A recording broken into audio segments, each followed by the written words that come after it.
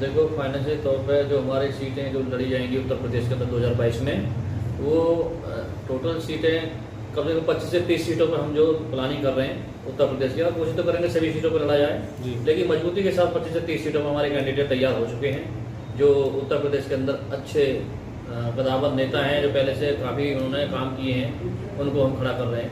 और फाइनेंशियल की बात रही, फाइनेंशियल तो देखो हमारी अभी नई पार्टी है, हम ऐसे धंधा सेट तो है नहीं और लोगों की तरह जिनको स्पॉन्सर कर रहे हैं जो बड़े बड़े लोग, अडानी अंबानी, हम तो वो है नहीं है। हम तो जो चंदा ले लेकर लोगों से 20-20 रुपये की रसीद काट के लोगों के बीच में जाएंगे, अपनी बात रखेंगे, अपना मैनिफेस्टो देंगे, जो समाज में समता, स्वतंत्रता, बंधुत्व की जो भावना है उनको बताएंगे, हमारा जो मैनिफेस्टो उसके बारे में बताएंगे कि हमारे मैनिफेस्टो में क्या क्या है। हमारे मैनिफेस्टो में हर इंसान के लिए उसमें सब कुछ दे रखा है, चाहे वो नारी के लिए हो, चाहे वो माइनॉरिटी के लिए हो, चाहे वो SC ST OBC 85% बहुजनों के लिए, या पूरे भारतवासी के लोगों के लिए, सबके लिए उसमें कुछ ना कुछ दे रखा है हमारे मैनिफेस्टो में।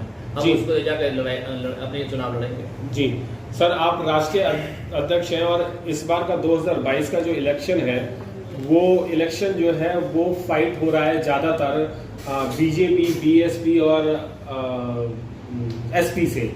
तो क्या आपको लगता है कि आपकी पार्टी पूर्ण तरीके से उसमें शामिल हो पाएगी, और हो पाएगी तो कितनी शामिल हो पाएगी? नहीं, किसमें शामिल हो पाएगी? जो ये इलेक्शन है, क्या आप इसमें इलेक्शन में फाइट करेंगे? देखिए, ऐसा है, पॉलिटिकल जस्टिस पार्टी अपनी तैयारी कर रही है अपने मैनिफेस्टो के हिसाब से, और अगर वक्त ज़रूरत पड़ी तो अपनी कोर कमेटी की राय मशवरा लेने के बाद में हम किसी न किसी पार्टी से समझौता भी कर सकते हैं। लेकिन शर्त यह है कि हम टिकट भी उन लोगों को देंगे और समझौता भी उसी पार्टी से करेंगे जो पार्टी हमारा आरक्षण नहीं ख़त्म करेगी, आरक्षण ख़त्म करने की कवायद नहीं करेगी, जो पार्टी भारत के संविधान को बदलने की कवायद नहीं करेगी, जो पार्टी पूरे देश के अंदर महिलाओं को पर्याप्त प्रतिनिधित्व देने का काम करेगी, जो पार्टी न्याय और बंधुत्व के आधार पर इस देश के अंदर शांति व्यवस्था बनाने का काम करेगी, ऐसी पार्टी के साथ जाने में हमें कोई फरेज नहीं है और हम उनसे समझौता भी कर लेंगे। बस शर्त है कि हम अपनी पार्टी के जो हमारा मैनिफेस्टो है, मैनिफेस्टो के अनुसार जो है, मैं बिल्कुल जो अम्बेडकरवादी विचारधारा सोच के लोग हैं, जो आप देख रहे होंगे कि आज देश के अंदर हम रोज़ आप टीवी चैनलों पे देखते होंगे किसी न किसी नेता का कहीं न कहीं बयान भी आ जाता है कि कहीं वो रिजर्वेशन को ख़त्म किया जा रहा है, कहीं हमारा आरक्षण पे, कहीं SC ST एक्ट को ख़त्म किया जा रहा है। तो ऐसे लोगों के मैं खिलाफ हूँ, ऐसी पार्टी के भी मैं खिलाफ हूँ जो हमारे SC ST एक्ट को ख़त्म करने की कवायद कर रहे हैं, आरक्षण को ख़त्म करने की कवायद कर रहे हैं, भारत के संविधान को बदलने की कवायद कर रहे हैं। ऐसे लोगों के मैं खिलाफ हूँ। ना तो ऐसे लोगों को हम पार्टी में शामिल करेंगे, ना ही ऐसे लोगों को पार्टी में का उम्मीदवार बनाएंगे। और साथ में मैं एक आपके चैनल के माध्यम से टोटल बहुजन समाज के लोगों से एक अपील भी करना चाहते हैं कि अभी 2022 का जो चुनाव है वो मैं समझता हूँ कि मात्र 6 महीना उत्तर प्रदेश में बचे हैं, और उत्तर प्रदेश जो है वो देश का सबसे बड़ा प्रदेश है। देश की राजधानी, देश की जो राजनीति है वो उत्तर प्रदेश के रास्ते से होते हुए गुजरती है। तो ये बहुत महत्वपूर्ण चुनाव है उत्तर प्रदेश का आगामी 2022 में, इस देश की तस्वीर बदलने का जो चुनाव है 2022 का। तो इसमें मैं निवेदन करूंगा अपने वोटरों से कि ऐसे कैंडिडेटों को बिल्कुल वोट ना दें जो लोग आरक्षण विरोधी हों, जो लोग एट्रोसिटी कराने के लिए हमेशा तत्पर रहते हैं, जो लोग हमारे भारत के संविधान को बदलने के लिए तत्पर रहते हैं, जो लोग रिजर्वेशन खत्म करना चाहते हैं, ऐसे लोगों को ना बिल्कुल वोट ना दें। जिसकी हम तो कहते हैं कि सामान्य सीट पर भी हमें चुनाव मैदान में उतरना चाहिए और वहां पे जितने भी वोटर हैं उनको ये सुनिश्चित कर लेना चाहिए कि हम किसी भी दशा में ऐसे लोगों को कहीं वोट नहीं करेंगे। तो निश्चित तौर पे हमारे जो 15% लोग हैं वो उनकी भागीदारी बहुत कम हो जाएगी, 85% की भागीदारी बढ़ेगी। मैं सर आपसे एक सवाल ये पूछना चाह रहा हूँ कि अभी आपने ये कहा था कि हमारा मैनिफेस्टो जो पार्टी मानेगी उसके साथ हम गठबंधन करने को तैयार हैं। अभी आपने ये कहा कि हमारे हक अधिकार, हमारा रिजर्वेशन और हमारी जो जॉब वगैरह जो भी चीज़ें हैं, जो एट्रोसिटी वगैरह है, वो चीज़ ना हो। जो पार्टी ऐसा करेगी उसके साथ हो जाएगी। पर ये जितनी भी पार्टियां हैं ये ज़्यादातर यही काम करती हैं कि आरक्षण को हटाने का काम करती हैं, संविधान को ना मानने का काम करती हैं। तो ऐसी कौन सी पार्टी है जिसके साथ अगर आपको बहुमत के साथ आना पड़े या गठबंधन करना पड़े तो कौन सी पार्टी रहेगी? देखिए, जिन पार्टियों ने ये कवायद की है आरक्षण को बदलने के लिए, जिन पार्टियों ने कवायद की है भारत के संविधान को बदलने के लिए, जिन पार्टियों ने ये सोचा है कि इस देश के अंदर दबे कुचले शोषित पीड़ित लोगों की दशा जैसी आज 70 साल पहले थी वही 70 साल बाद भी हो, इसलिए पॉलिटिकल जस्टिस पार्टी का निर्माण किया गया है। और हम उनको समझाएं कि शर्त उनके सामने रखें कि आप हमारा एक तो रिजर्वेशन की आप समाप्त करने की बात नहीं करेंगे, और हमारा जो ये SC/ST एक्ट है, मेन चीज़ है SC/ST एक्ट। आप देख रहे होंगे पूरे देश के अंदर जो एट्रोसिटी बढ़ रही है, घटनाएं बढ़ रही हैं, अभी तो SC/ST एक्ट है। अब जिस दिन ये SC/ST एक्ट समाप्त हो जाएगा उस दिन क्या दशा होगी इस देश की तो आप सोच नहीं सकते हैं।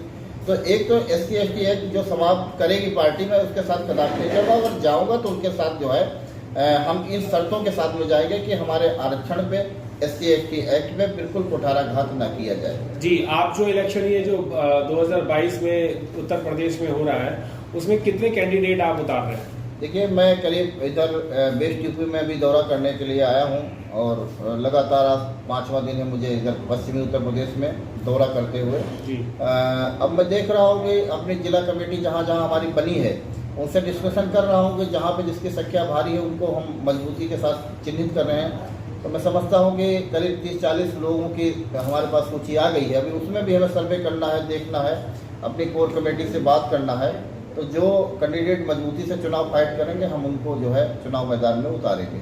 फाइट करने के साथ साथ एक चीज़ और पूछना चाहूँगा कि जो पॉलिटिकल पार्टियां हैं जैसे BSP है, SP है, एक पार्टी और आ गई है आज़ाद समाज पार्टी, क्या इन लोगों को आप नुकसान पहुँचाने के लिए अपनी पार्टी के लोगों को, कैंडिडेटों को खड़ा करेंगे?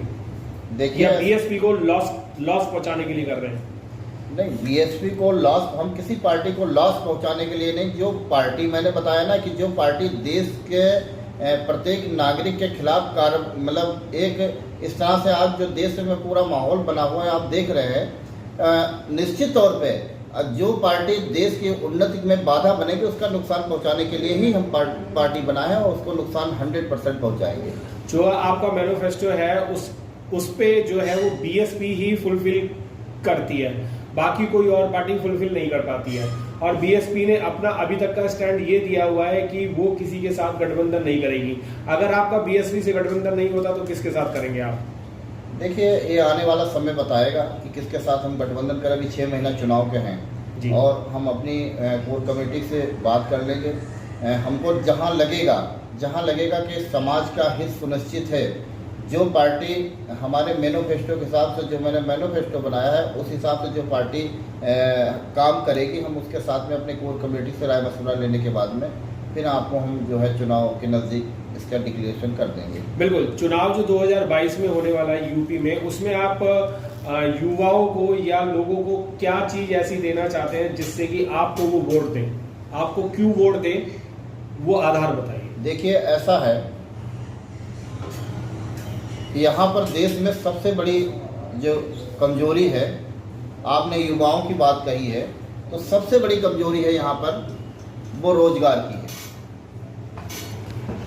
हमारे देश के अंदर अगर सरकारें चाहें, सरकार ने चाहा होता, हमने एक व्यवस्था बनाई है, अगर सरकार चाहें तो जिस तरह से हमारे देश के अंदर पूंजीपति लोग हैं, उन पूंजीपतियों के अगर सरकार मात्र 1% कर केवल बढ़ा दे, 1% अगर कर बढ़ा दे, तो मैं समझता हूं कि 24 करोड़ इस देश में रोजगार पैदा हो सकते हैं। 24 करोड़ बेरोजगारों को रोजगार मिल सकता है। ये मैंने कहता हूं, आप गूगल पे सर्च करिए, ऑक्सफैम रिपोर्ट कहती है इस बात को कि अगर 1% इस देश के जो पूंजीपति हैं उनका अगर 1% कर बढ़ा दिया जाए तो मैं समझता हूँ इस देश में 24 करोड़ रोजगार पैदा हो जाएंगे। लेकिन ऐसा सरकार नहीं चाहती है। सरकार चाहती है कि जो गरीब है वो गरीब बना रहे, जो दबे कुचले शोषित पीड़ित वंचित लोग हैं उनकी स्थिति सामान्य वर्ग के बराबर ना हो, वो ऐसा नहीं करें। अगर ऐसा कर दें, आप देखिए गूगल पे सर्च करके ऑक्सफैम रिपोर्ट के अनुसार मैं जो भी बोलता हूँ एविडेंस के साथ में बोलता हूँ। अगर 1% कर बढ़ा दिया जाए पूरे देश में पूंजीपतियों पे तो 24 करोड़ इस देश में रोजगार पैदा किए जा सकते हैं। कम से कम 24 करोड़ लोगों को जो है वो रोजगार मुहैया कराया जा सकता है। और हम अगर किसी पार्टी दल के साथ में इस लायक बन गए कि अगर हम किसी दल के साथ समझौता करके अगर शासन सत्ता में आते हैं तो इस पर हम फोकस करेंगे और हम इसको देश की रोजगारी खत्म करेंगे। कि रोजगारी खत्म करने के भी जुमला बोलने से, भाषण बोलने से रोजगारी नहीं खत्म होगी। इसके अलावा कोई और रोजगार का आपके पास प्लान है? जैसे कि कोविड के चलते हुए पिछले 1.5 साल में सबकी नौकरियां भी छूट गई हैं, जिनके काम धंधे पहले से लगे हुए थे वो भी छूट गए, जो कारोबार करते थे वो भी छूट गए। तो क्या उनको रीज्वाइनिंग या री कारोबार दिलाने के लिए भी कुछ आपकी प्लानिंग है? देखिए, पहली बात तो एक बात बता दें कि जब से ये सरकार बनी है तब से हर चीज में प्राइवेटाइजेशन हो गया है जी। हर चीज जो है वो पूंजीपतियों के हाथ में चली गई है। जो मजदूर नौकरी करते थे हर सेक्टर में देख लीजिए, चाहे रेलवे हो, किसी भी सेक्टर दे दीजिए, सब सेक्टर जो है प्राइवेट हो गए हैं। तो जिस तरह से ये सरकार जो है जिस तरह से पूंजीपतियों को बढ़ावा दे रही है, अब देश गरीबी की ओर और नीचे जा रहा है। अगर हम इस लायक बन गए तो इन सारी व्यवस्थाओं को खत्म करके पुनः जैसे जिस तरह से जो सरकारी सर्विसमैन थे तो वो हमेशा सरकारी सर्विसमैन ही सरकार उनकी देखभाल करेगी। सरकार उनकी बहुत बैकलॉग की नौकरियां अभी खाली पड़ी हुई है पूरे देश के अंदर, उनको भी सरकार नहीं भरने का काम कर रही। जब उनका काम चल ही रहा है तो वो क्यों भरे? रोजगार तो इसने बढ़ाया कहाँ, रोजगार तो खत्म करने का काम कर रही है। इसने रोजगार बिल्कुल समाप्त कर दिया है। आज देश का नौजवान त्राही कर रहा है, पूरा सड़कों पे उतर आया है। आप गरीब के घर में खाने को नहीं है, महंगाई इतनी चरम सीमा पे पहुंच गई है कि एक आम आदमी को अपनी जीविका चलाने के लिए, अपने परिवार को चलाने के लिए बाहर दूसरे शहरों में जाके काम करना पड़ रहा है। जी, आगे आप कुछ देशवासियों के लिए कुछ अहम संदेश देना चाहिए? मेरा समस्त देशवासियों से आपके चैनल के माध्यम से ये संदेश मैं देना चाहता हूँ।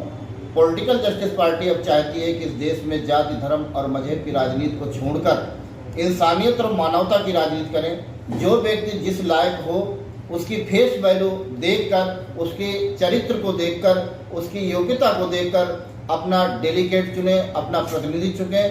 ऐसे व्यक्ति को जो माफिया हो, जो दूसरों का हक मारता हो, जो अपने धन के बल के बलबूते अपना वोट बिल्कुल खराब ना करें। आपका वोट ही इस देश का राजा बनाता है। आपका वोट अगर खराब चला गया, 5 सेकंड में वोट डालने में लगता है और 5 सेकंड में अगर आपने गलती कर दी तो मैं समझता हूं कि 5 साल तक आपको भुगतना पड़ेगा। आपके चैनल के माध्यम से मैं देशवासियों को ये संदेश देना चाहता हूं कि बिल्कुल किसी भी कीमत पर आप अपना वोट कतई खराब ना करें।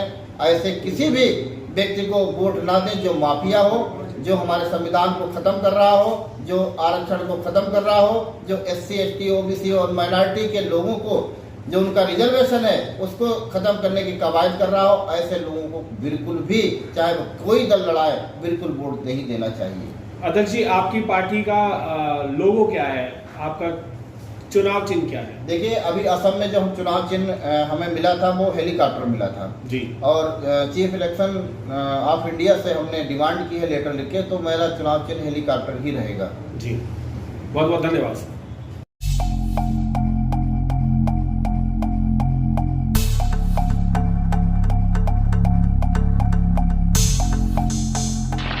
सब्सक्राइब करें आपके अपने चैनल समता आवाज़ टीवी को, बेल आइकन दबाना ना भूलें सबसे पहले हमारी वीडियो देखने